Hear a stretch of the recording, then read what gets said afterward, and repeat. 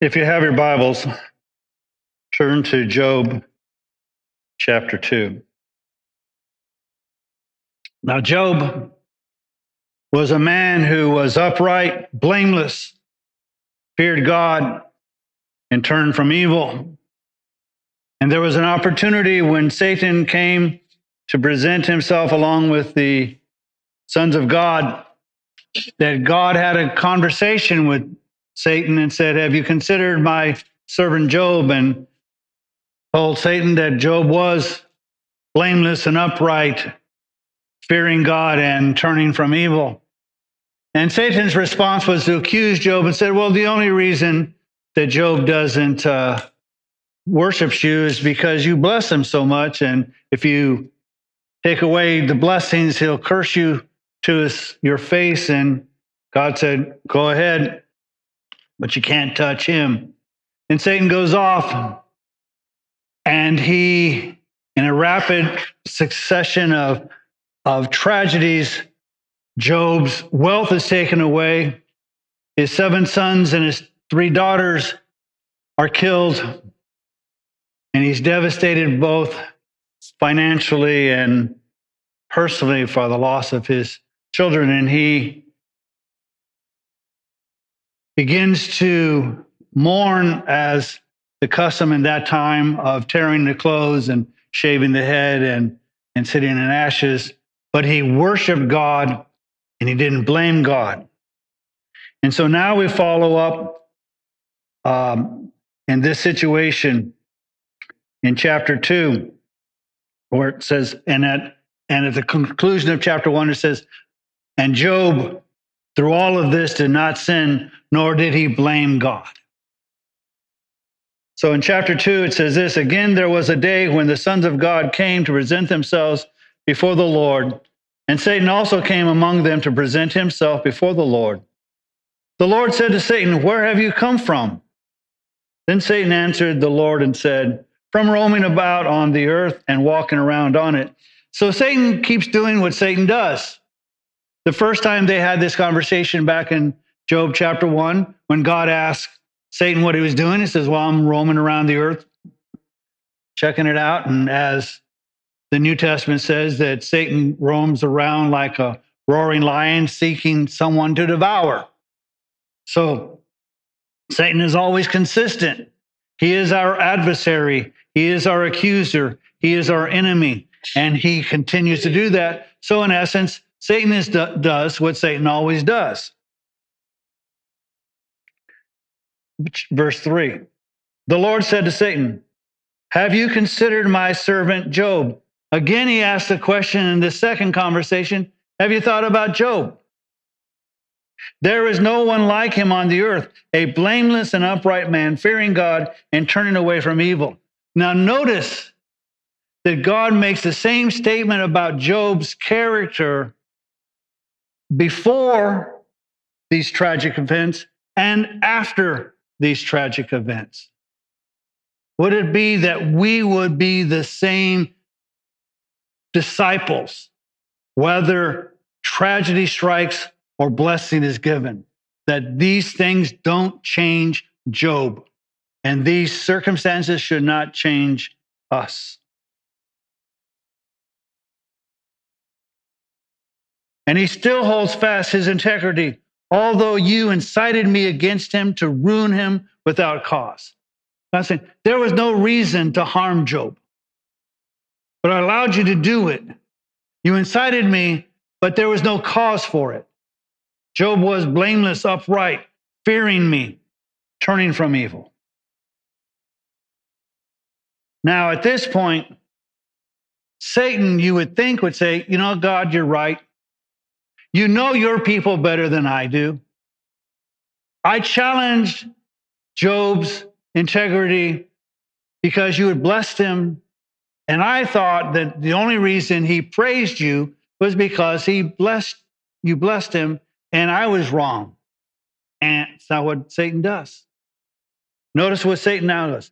Satan answered the Lord and said, skin for skin. Yes, all that a man has, he will give up for his life. However, put forth your hand now and touch his bone and his flesh, and he will curse you to your face. Satan accuses Job in the same way this second conversation, except he says, well, you blessed him. Okay, he didn't. But if you take away his health, if you make him painful, if you do these things, he will then curse you. So I was wrong at first, but now when it comes down to it, people only desire the health. And you've heard people, and you've seen it, they'll, some tragic event will happen, and somebody will say, well, at least you have your health. Minor consolation. So Satan accuses him. But again, that's what Satan does. And we need to remember that just because we have one victory over Satan doesn't mean he stops. He keeps fighting, and he keeps accusing, and he keeps being our adversary until he thinks we lose. So because you win round one doesn't mean the fight's over. So he accuses him and says, if you take away his health, he'll curse you to your face. And he says, not only will he curse you, again, he will curse you to your face. He'll look at you, God, and curse you. So the Lord said to Satan, behold, he is in your power, only spare his life. Again, we see that God is sovereign. He allows Satan to do this to Job, but he says, you have a limit. You cannot kill him. Now, this makes sense in a couple of reasons. If he kills him, then we don't know whether Job will pass the test because he'll be dead. So God said, here's the limits on the test. You can't kill him. You must spare his life. Then Satan went out from the presence of the Lord and smote Job with sore boils from the sole of his foot to the crown of his head. So whatever this disease is, it is a total body disease. It goes crown of the head to the sole of the feet. It is a total body experience. He loses his entire health. And then notice what he says. And he, being Job, took a potsherd to scrape himself while he was sitting among the ashes. Now, a potsherd is basically broken pottery. So he takes broken pottery, basically like a knife, and he scrapes his skin. And he's sitting among ashes. Now, I think the reason he's sitting among ashes is one, he's mourning, but the other is the chemicals in ash. I think he's trying to treat as a medicine to soothe him. And then he's scraping his skin. Now, I'm not a doctor. I don't even play one on TV. But this is probably not really helpful. But he probably experiences some relief from it. Now, all of us know at least one, I've known several people who, because of some type of inflammation or itch, they scratch and scratch and scratch to the point that they create wounds and they have a greater problem. Now they have to have wound care. But the itching and whatever is so painful, and you scratch because that's what provides relief, even though in the future it may cause further problems. And so we see that this health situation is such that he's taking broken pottery and scraping himself in the middle of ashes. I don't know about you, but I'm glad I'm not Job. This does not sound fun. And then in verse 9, then his wife said to him, do you still hold fast your integrity? Curse God and die. Now, when I have read this in the past, I have viewed it as basically one more counsel, basically as a result of hate or anger because her life has been turned upside down. She no longer is wealthy. She no longer has her 10 kids. She's going, And notice there's no introspection here. It's not, well, maybe I messed up. It's are you still holding fast your integrity? Why don't you just curse God and die? I'm tired of seeing you.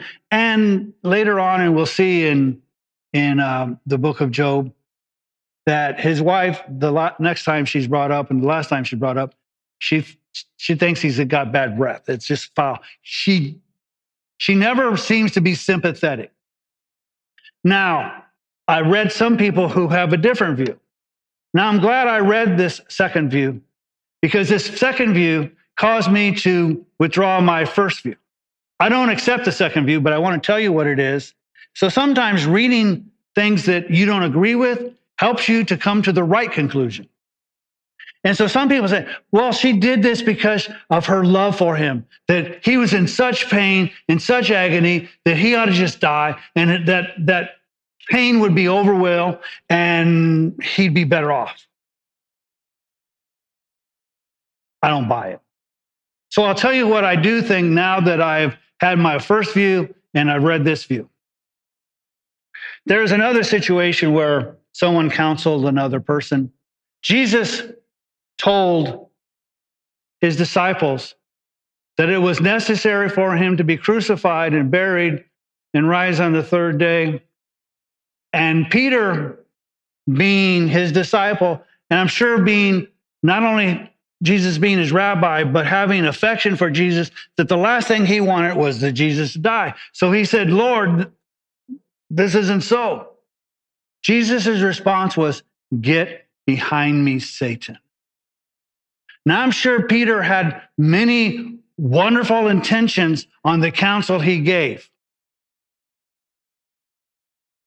but it was coming from a point of view of Satan. I think this is exactly what's happening here. I don't care whether her intentions are good. I don't care whether her intentions are bad. Her intentions are to get Job to do what Satan wanted Job to do, to say that God's wrong. Curse God and die. Isn't that what Satan wanted Job to do? To curse God.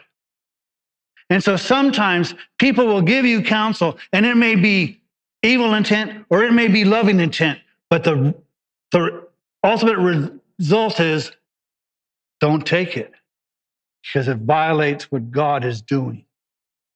So in my view, she is counseling him as if it was Satan. And I think Job is a little nicer because he's got to live with his wife. So he says this, you speak as one of the foolish women. Now notice, he even took the New Testament thing, don't call somebody a fool. He says you speak as a foolish woman. He didn't call her a fool. You speak as a foolish woman. Shall we indeed accept good from God and not accept adversity? He makes his point. Whether God blesses me or takes my wealth, or whether he gives me great health or takes it away from me, are we going to not accept good and not adversity? Because maybe, just maybe, in the adversity, God is demonstrating who he is and who we ought to be.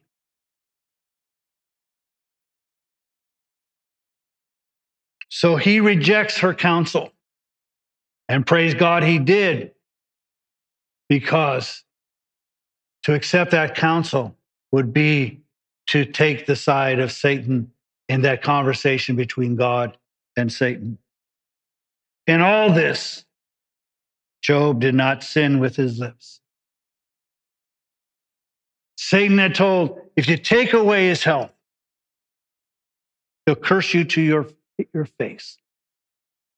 And Job did not, even though he was suffering greatly in his health, and even though his wife counseled him to curse God.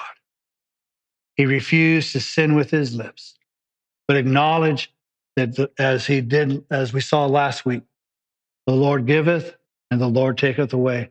Blessed be the name of the Lord. Now, part of the problem is we read this And we quickly read it. The interesting thing about pain and ill health, it doesn't just go away in 15 minutes. It's stuck with you. You may have to file bankruptcy, and it may be a difficult psychological thing to handle, but you always kind of come up with it, and you plan and you do things and you whatever, and you try to have hope. When there is severe illness, you live with it minute by minute by minute, and it's wearing on you. And it's easy to not see hope. And it's easy to give up. And it's easy to blame God. Job suffered through this. Not in just a few minutes as we read, but he suffered. But I want you to see something. So I want you to turn to Psalm 139. Because if and when you experience these things, whether you suffer the loss of wealth or friends or family or health, and your friends may seem to counsel you, and your family may even counsel you to do things that you ought not to do, you are not alone. Psalm 139 says this, "O Lord, you have searched me and know me." You see, this whole conversation took place because God knew Job, and God knows you. You know when I sit down and when I rise up. You understand my thoughts from afar. You scrutinize my path and my lying down, and are intimately acquainted with all my ways. He said, the psalmist is saying, God knows so much about me. He knows my thoughts. He knows when I get up. He knows when I sit down. He knows what path I take, whether I go on the 405 or the 22 or whatever. He knows where I am and what I'm doing. And not only does he know where we're going and when we get up and when we sit down, even before there's a word on my tongue, behold, O Lord, you know it all. Fortunately, there have been times when I've wanted to say something, but I didn't, because it would be hurtful to the person I was going to say it to.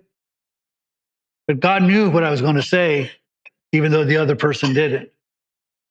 He knew before a word was on my tongue. Behold, O Lord, you know it all. You have enclosed me behind and before, and you lay your hand upon me. You see, God knows what you're doing, and he's there ahead of you. He's there behind you, and he's got his hand on you. Such knowledge is too wonderful for me. It is too high. I cannot attain to it. The whole idea that God, the God of the universe, has his hand on you and me and millions of other believers. Wow, he's God. Where can I go from your spirit? Or where can I flee from your presence? If I ascend into heaven, you are there. If I make my bed in Sheol or in death, behold, you are there. If I take the wings of the dawn, and if I dwell on the remotest parts of the sea, even there your hand will lead me, and your right hand will lay hold of me. He's saying, it doesn't matter where I go, you're there. And sometimes we get this wrong impression. We get so wrapped up in our emotions that we'll say sometimes like, well, when I pray, it seems like it only gets to the ceiling. The psalmist is saying, he's there. He's got his hand on you. He knows where you are. He knows how you feel. Before you've even said it, he knows. If I say, surely the darkness will overwhelm me, and the light around me will be night. Even the darkness is not dark to you, and the night is as bright as the day. Darkness and light are alike to you. It doesn't matter how dark physically it might get or how dark emotionally I might get.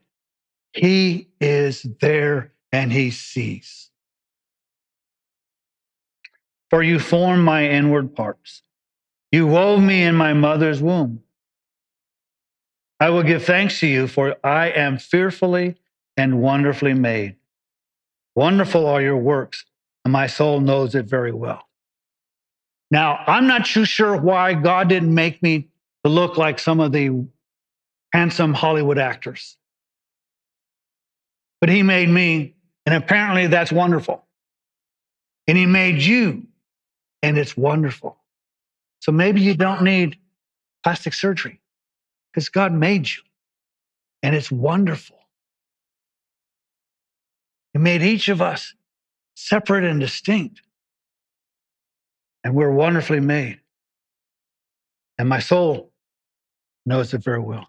My frame was not hidden from you when I was made in secret and skillfully wrought in the depths of the earth. Your eyes have seen my unformed substance, and in your book were all written the days that were ordained for me, when as yet there was not one of them.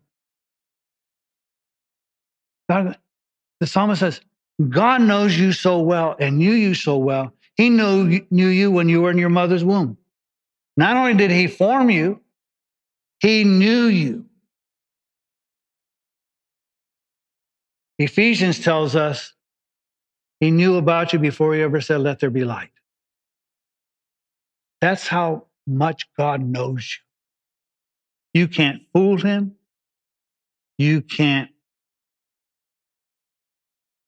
disguise yourself. He knows you.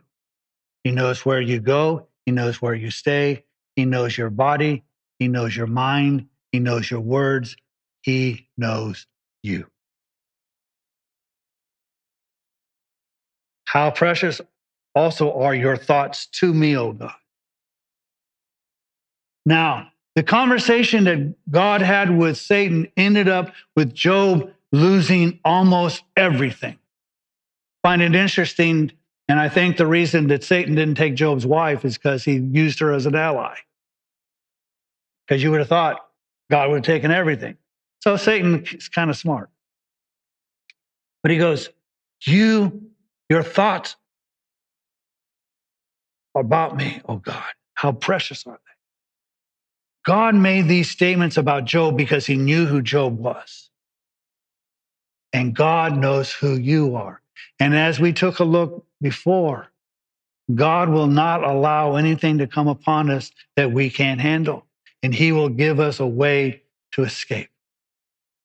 He knows how far you can go. And that means that there are some of you that God has a great opinion of,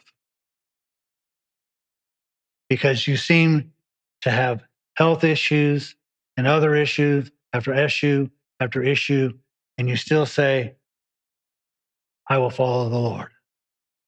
He is mine and I am His. God's thoughts are precious to you. It doesn't matter the circumstance. It doesn't matter what you're going through. His thoughts about you, just like His thoughts about Job, were precious. How vast is the sum of them? If I should count them, they would outnumber the sand. That's how much God wants to bless you and considers you. They're more numerous than the sand. When I awake, I am still with you. Oh, that I would slay the wicked, O God. Depart from me, therefore, men of bloodshed, for they speak against you wickedly, and your enemies take your name in vain. Do I not hate those who hate you, O Lord? And do I not loathe those who rise up against you? I hate them with the utmost hatred. They have become my enemies. The psalmist says, I have made a stand. The people of God, I'm with. The people who hate God, I'm against. And God, I hope you do something about them. And I don't want to participate with them. The psalmist isn't saying, can't we all just get along? He's saying, you know where I stand. I stand with God. And now the psalmist is going to say something that I think we need to say, but oftentimes are very scared for the answer. Search me, O God, and know my heart. Search me.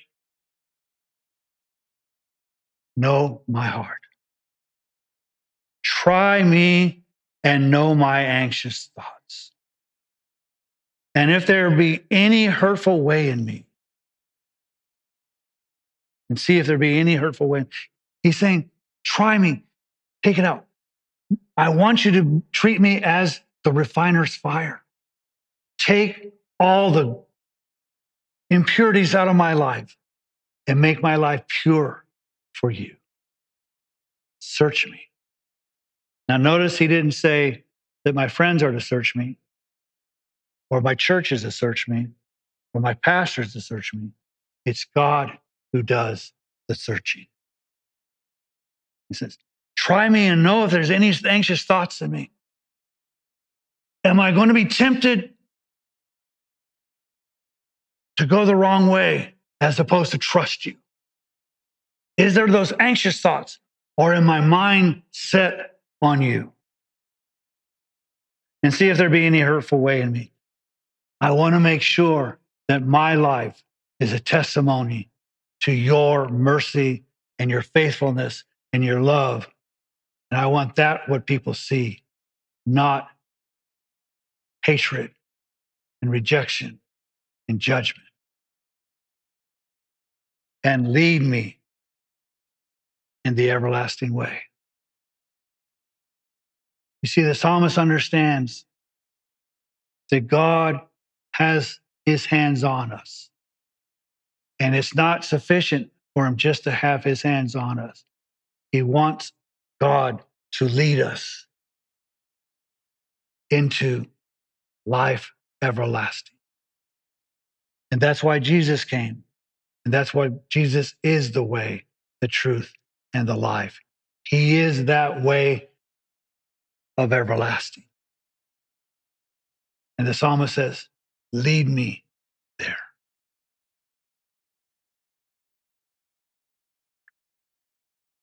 So when adversity comes, and when Satan should accuse us of not being who we are, or circumstances be that we lose wealth, or we lose family, or we lose friends, or we lose whatever that happens, the question is, how do we respond?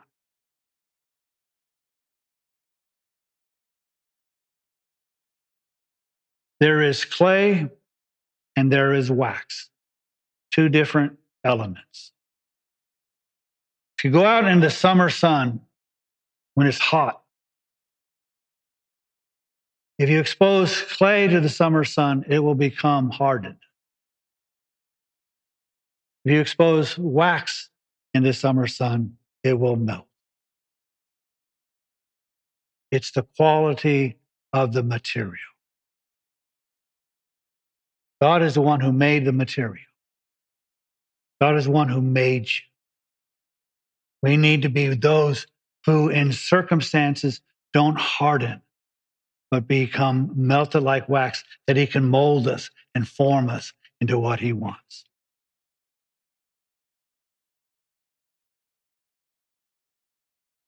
You see, we have an advantage over Job because we know that God knew that Job was upright and blameless, fearing God and turning from evil. In the midst of all of this, it was overwhelming. But he knew who God was, and knew who God is, and knows who God will be, and therefore can trust him. And he can worship him even in difficult circumstances. And that is the message that we need to see from Job. When circumstances happen, it's not necessarily because God is mad at you. It's not necessarily because God is judging you, but he's trying to reveal to you and to others exactly what kind of material you are. And the impurities that's in your life, he's drawing out so that you might be even more precious.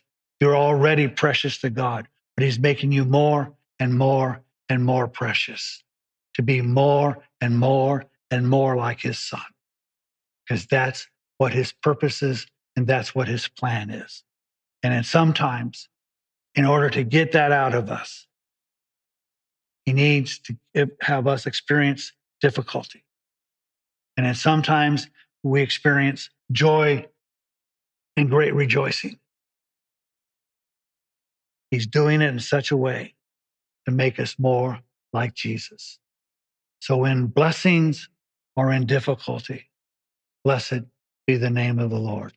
Whether he leads us and we don't know where he's leading us or why he's leading us, or we don't understand the circumstance and can't see what's happening, we need to trust him because he's worthy to be trusted, because he's demonstrated he's worthy to be trusted, and that he considers you precious.